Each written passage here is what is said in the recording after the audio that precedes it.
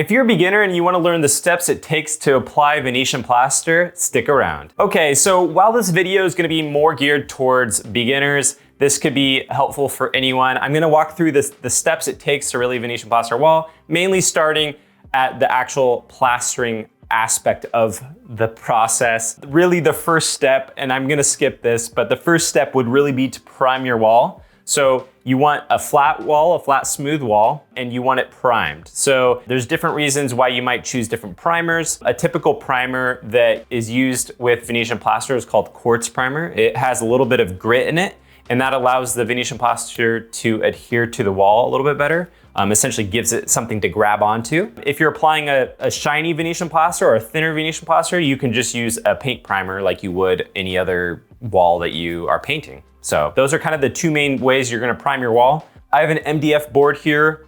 We've primed this already. And so we're gonna kind of start as if you have your wall ready to go, primed. There's no holes, there's no dents in the wall. You've patched all that and you're ready to apply the Venetian plaster. So I wanted to do a quick shout out to Frenzy Color and Exotic Wall Finishes. They sent us the plaster as well as some new tools to try out, and we'll talk about those now. As always, if you're interested in any products we talk about, there'll be links below. As well as if you end up purchasing, feel free to use our code AFIA10 for 10% off your order. The few tools you'll need obviously are your trowels. Now, when you're getting started, you don't need some fancy trowel like this, but I'm gonna go ahead and show you anyways. This is the Exotic Beast trowel, and this is a trapezoid trowel. It's really nice for getting into corners, and it has some nice flex to it, which is what you wanna look for when you're applying Venetian plaster. This is the finishing trowel, which is a burnishing trowel. And this is a little stiffer, a little smaller, and this will allow you to burnish and apply even pressure on that second coat. And we'll get to that later. So when you're just starting out, I know like things can be really expensive. You don't necessarily need an expensive trowel. It does help you. So when I started out, I used kind of a more of a basic trowel. These ones I found are just better. They're better to apply. They're a little bit more flexible.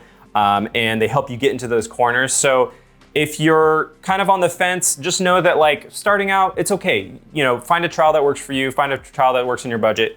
But I would recommend these. These are my favorite trowels. So if you're interested, obviously links will be below and you can pick those up. So the point of having two trowels is really on your second coat. There's one to apply and one to burnish. When I started out, I used the same trowel for both. It does make it kind of tricky when you're applying. It makes it where you have to clean your trowels off a lot and like go back and forth. So I really recommend getting both trowels, especially if you're trying to get into this. Having both is just a really nice way to do it. And that's what you're gonna want when you're applying Venetian plaster on a bigger wall.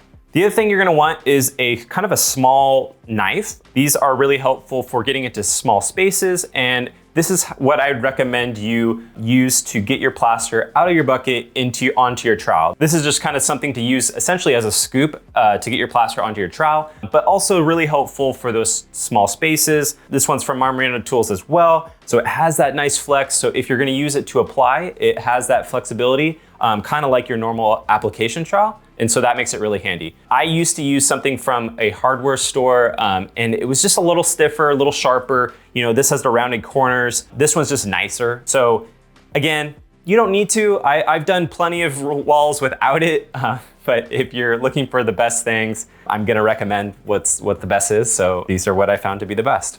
So the recommendation here is to not get left empty-handed without a tool like this, because once you get to those small spaces, you'll end up having to stop and you won't have the right tool to get into that small space because your larger trowel can't fit. You know, we've applied plaster behind like toilets and stuff, and like you need a knife to do that. And so there's just certain areas that you can't reach with a trowel. So have one of these. It's a great piece of kit and you'll use it essentially every single time you go to apply. All right, so last but not least, you'll need your plaster. You can get essentially any plaster you want. We really love the products from Frenzy Color. They are our favorite. We've tried other plasters before. Nothing wrong with them, just not our favorite. But today we're gonna be applying VP Suede. So this is kind of like a matte satin Venetian plaster. We got a nice green color for us today, so hopefully that'll show up nicely for you guys. We're just gonna do the standard 2-coat process in a very classic format, kind of overlapping strokes. I think that'll give you a good sense of where to get started. Obviously, in the plaster realm, there's a lot of different techniques you can do, and so you can kind of go crazy from there. But we'll kind of start with the basics today and show you that. So let's get started. All right, so we got a kind of a dark teal here. I think I said green, but it may be it's more blue, maybe more tealy than I was thinking. So typically, you probably won't get your plaster in a small bin like this. If you're doing a big room, it'll be in a big bucket. So if you do have a lot of plaster, you're gonna need a mixer. And even though these come pre-mixed, meaning the dye is mixed in, you're still gonna wanna mix it again because the consistency when it just sits somewhere kind of isn't as smooth as it really should be when you're going to apply. So you're gonna wanna mix it. So I found that having a small mixer like this is handy, especially if you don't have like a big drill. This will fit into a lot of handheld drills, and this really works well. So again, I'm probably not gonna use it for this small bin, but like this is something I would really recommend having on hand, especially if you have a bigger bucket. Main thing you wanna look for is that there's a rounded edge. If you have too sharp of one, it'll actually start pulling plastic off the bucket and put plastic flecks inside your plaster. You do not want that. So make sure it's rounded, there's no sharp edges when you buy something like this, because some of them do kind of have sharper edges, and you'll be good to go. If you have a bigger drill, there's bigger bucket mixers that are probably better than this, so, but I'll link this below in case you are interested. So since we have a small bucket, I'm just gonna go ahead and mix it with my knife. That's perfectly fine, especially when you have just a small amount like this. And we'll just kind of get this incorporated here. You always wanna make sure to mix your plaster essentially no matter what, because you want your pigments and your consistency to be the same throughout the plaster. If you don't, you'll end up getting either pigment that's not mixed in, you'll get chunks that should have been mixed in that weren't, but it's just a good idea to kind of work your plaster a little bit before, and I can tell this is getting really nice now, just because we did a few swirls, so there you go. As always, if you guys have questions, leave them down below. Love answering them. These videos are fun for me to do because I was a beginner as well at some point. I've literally only been doing this for a couple years. I've learned a lot, but I'm still learning too, which is fun, but I know how it is. There's not a lot of answers out there to these questions, and I had to do a lot of searching. So save yourself the effort and put the questions down below, and we'll try to get those answered for you guys. So as I mentioned, what you're gonna do with your knife is essentially scoop out plaster and put it on your trowel. So you're gonna use this as a scoop. So you don't wanna start with that much. You really wanna start with just a little bit on your trowel. And especially when you're starting out, don't put a lot on your trowel. It's gonna feel like not that much, and that's okay. You're starting out, and that's just how it's gonna be. I still don't put that much on my trowel, even though I've been doing it for a while. It's just easier, not as messy. So the plaster will kind of be on your trowel like that. When you go to apply it on your wall, typically you're gonna wanna work from left to right, if you're right-handed. If you're left-handed, you'll work the other way. You always wanna work back into the plaster you've already applied. So if you apply here, then you're gonna start here and apply back in, apply back in, apply back in. So you're always gonna work back into the plaster. If you apply wet and then you start in the wet and you pull, you're gonna leave a line. So it's always good to work back into the plaster and kind of do curved motions. We're gonna get a natural look here, kind of the classic Venetian plaster look here. So in this case, we'll start in our top corner and we'll work to our right. But obviously when you're starting, you can kind of just start out in the open. That's probably easier. And when you're going up to edges, it's good not to start right at the edge because the way your plaster is, it has a little bit of thickness. So if you think of like a baseboard being here, if you go right into the edge, it'll actually squeeze out and it'll get on your baseboard. So that's not the best way to do it. So when you're going to the edge, you're gonna wanna start off the edge. That way it'll smooth out on your trowel and then you'll be able to go closer to the edge and get it nicer. So I'll go ahead and show you that. So I'm gonna go ahead and just show you like that. And so what I like to do too is apply it kind of like that and then come back and do a curved motion like that. That's how I like to apply it. You can, however, apply it and do the curved at the same time. I tend to like to do it like this, where I apply it and do a curved. Apply it, do a curve. So that's kind of the motion you're gonna be doing. So now that the plaster's a little bit more spread out on my trowel, I can kind of come up here and I have a lot more control of where that plaster is going. I can get really close to there and not get any mess. And that's how it's gonna go. So as you can see, I'm applying it on wiping it back off, applying it on, wiping it back off, applying it on, wiping it back off. And so you'll want to have your knife here to kind of come back and clean up your trowel. So you'll do this quite a bit during the plaster process. So you'll kind of just come back here and scrape it off. And then I like to just kind of consolidate it. So you're kind of just bringing it back into the center. I also like to grab the stuff on the other side. And so I kind of like to have it like that. A good reason you might want your knife handy is because of this corner, right? So if there was a baseboard here and here, I wouldn't be able to apply it like that. So you might take your knife and get in this corner right here like this. Okay. For these edges, so when you're going this way, you're actually gonna wanna flip your trowel around. It's a little awkward at first, and you're gonna wanna kind of do the same motion, but just backwards, essentially. And so that's kind of how you'll work off your wall. So when we're working left to right, you'll kind of work off this way, and then you'll kind of come down. So that's just how you'll kind of apply it. I'm gonna go ahead and wipe this off. Another tip is to have either like shop rags or paper towels handy, because you're gonna kind of make a mess, especially when you're learning. I just forgot to wipe this off, so I'm gonna go ahead and get this clean. So I'm gonna grab a little bit more here. And again, we're just kind of doing circle motions here. So I'm gonna apply, go like that.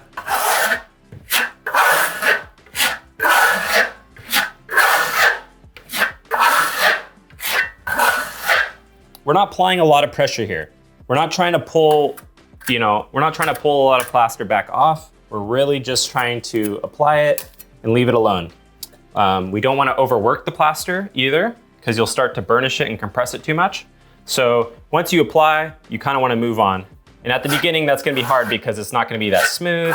You're going to be like, oh, I want to go back and smooth it out.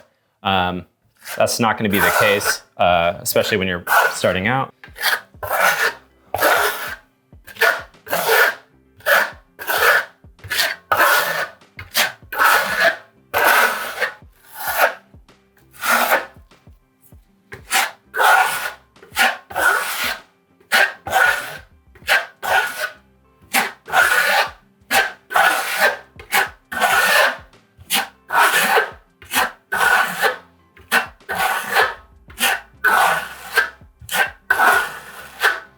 Every plaster is going to have a certain thickness it needs to be applied at. The aggregate inside the plaster is a certain thickness, so that'll determine how it looks and how it gets applied. So if you apply it too tight, meaning you're pulling too much off or you're compressing it too much, you'll get these kind of like, it's called chatter essentially, where you got this like jagged line to it. And so that's how you'll know if you're applying it too hard or too tight. So in that case, you'll just need to apply it softer, not pull as much off, and you'll be good to go.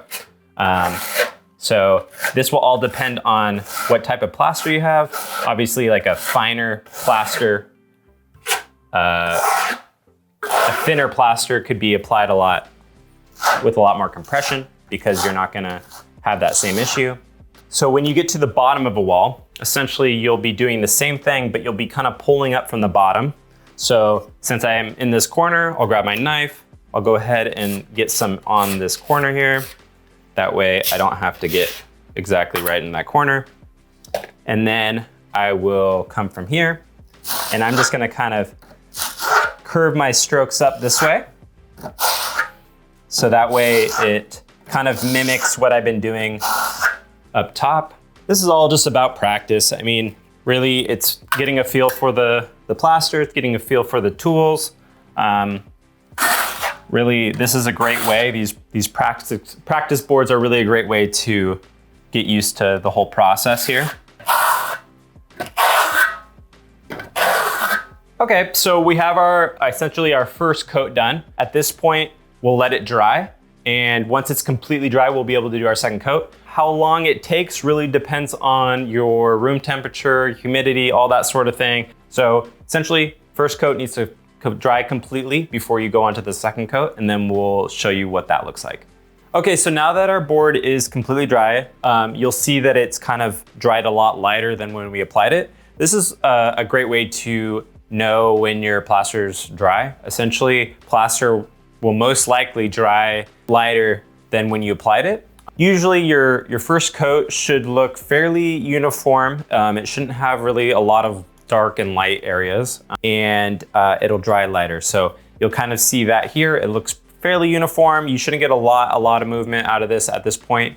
So second coat, we're gonna apply the same kind of way as we did the first time. The difference being that we're gonna apply more pressure and kind of apply it tighter. A lot of times you'll hear that word. Essentially what you'll be doing is you'll be compressing it more and pulling more of it back off. So you're trying to compress it into the plaster of the first coat, and that's kind of what will kind of create that movement. So you're essentially filling the gaps of the plaster that you applied first. So it's kind of rough right now, a little bit, and you're applying that pressure, you're applying that plaster back into those gaps, and that'll apply that kind of nice smooth finish that we're going for. So you'll apply that tight, and then we'll go back and burnish. So burnishing essentially is applying pressure and smoothing your plaster back out. So you'll want to do that every so often, and I'll show you that process next. So this process is gonna look very similar to the first coat. Again, we're gonna apply it tighter, meaning more pressure and more compression. So when you pull it back off, you're gonna just be kind of pulling it off a lot harder than you would your first coat.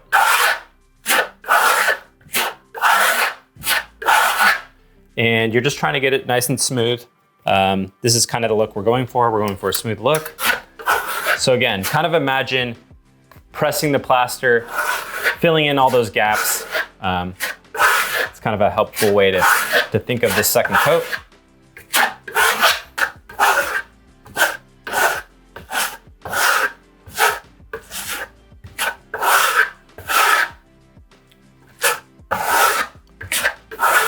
Always remember, kind of come back, clean up your trowel.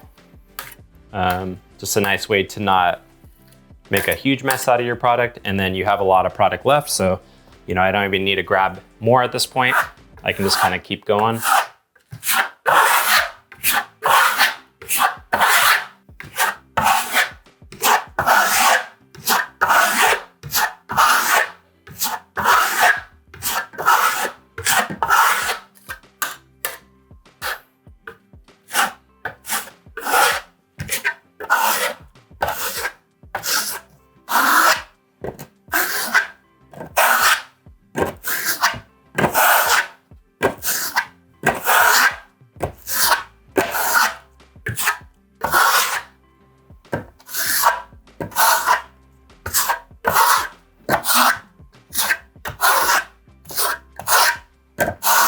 All right, so we got our second coat done. This is where now we're gonna go back and burnish. So I'm gonna kind of just clean off my trowel really quick because we don't need this application trowel anymore. And then we're gonna move to our burnishing trowel. So what I recommend for burnishing is when you're applying it on a big wall, you're gonna wanna stop every 3-ish feet maybe and do a little burnishing. The reason why is because you want the plaster to still have some moisture in it. If it's not workable at all anymore, then you actually aren't really compressing or burnishing anything really. So you do want it to be a little bit wet, but it can't be too wet, because if it's too wet, you're gonna just pull everything back off. So essentially for this step, you need your burnishing trowel as well as kind of a rag. The reason for the rag is you'll pull a little bit of material off, and then you're gonna wanna wipe it, because if you keep burnishing and you have dry material on the edge of your plaster, you're gonna scratch your plaster. So that's why you need both of these. So essentially all you're doing is applying pressure and kind of, running your trowel over the plaster. You wanna do this in all different ways to kind of work the plaster back into itself. That'll give the plaster a nice finish. It'll give that flat, smooth finish, as well as bring out some of that shine. So a lot of Venetian plaster, well, I think all of Venetian plaster has marble in it. So when you get that marble super smooth and nice, it'll bring out that kind of nice sheen to it. Some plasters, the marble's a little coarser, so it doesn't get as shiny. Some is really, really fine, so it gets super shiny. Again, this is not super shiny plaster. This is gonna be more of a matte look, but there'll still be some sheen to it, and I'll show you that after we're done.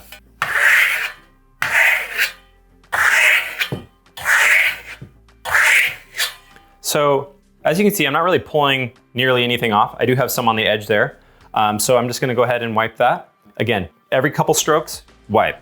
The biggest accident you can do is have some dry plaster on your trowel and then go back to burnish it, and then you're leaving marks everywhere. I've done it. It's not fun because then you have a mark on your plaster. It's really annoying. So again, if it's too wet and you're pulling too much off, more than just a little bit, then wait a little bit, let it set up a little longer, and then you'll be good. So again, a little bit of plaster there. We're not really pulling anything off, just a little bit. And yeah, kind of go all different ways, you know, just working the plaster up. The best thing about these burnishing trowels is that they're not really that flexible. And the reason why is because if you have a flexible trowel and you're trying to burnish, you're gonna lose a lot of energy essentially, because it's gonna be flexing. So you really want a kind of a stiff trowel you can use when you're burnishing. A little bit smaller, a little bit easier to apply that pressure, so you're not working so hard. And as we do this, you'll kind of see some of that movement come out. And this is kind of what is gonna bring out that classic Venetian plaster look. So you don't really need to burnish all that much. Essentially what you can do is look at it from the side. You can see where the sheen is. You can also kind of touch it lightly with your hand and feel where maybe you want to burnish it more. But we're feeling pretty good here. The more you burnish, the more you're going to bring out that shine and that movement. So if you really want a lot of movement, a really stark look, then you're going to want to burnish a lot. If you want more subtle, you probably won't want to burnish quite as much. And that'll give you kind of more of a subtle look. So I'm happy with this. I can kind of see from the side here that the plaster is looking nice and has a nice even sheen to it, has that nice movement. So I'm feeling pretty good. So I'm gonna stop there. At this point, it's a matter of waiting for it to dry. You'll wait for it to completely dry. And then you can, from that point, go ahead and use a sealer like soapstone or Ceramax or anything like that. We're not gonna do that today because we don't have any on hand, I don't believe. You can check out our video on protection soap as a way to seal plaster. But for this, we're just gonna let this dry and then I'll show you guys the final look. Okay, so here is our final look at our plaster board. This is when you can really tell more of the movement of the plaster. Again, with that burnishing and the compression, that's where you get a lot of this movement. Next step, really the final step would be to apply a sealer. The reason you wanna apply a sealer to plaster is because plaster is porous. So if water gets on here, if anything spills on here, it will absorb it. So a sealer just allows that to not happen as much. When you're starting out, you're just trying to learn what to do and avoid kind of any big mistakes. So if you're interested in learning more about what mistakes to maybe look out for or avoid, check out our video here.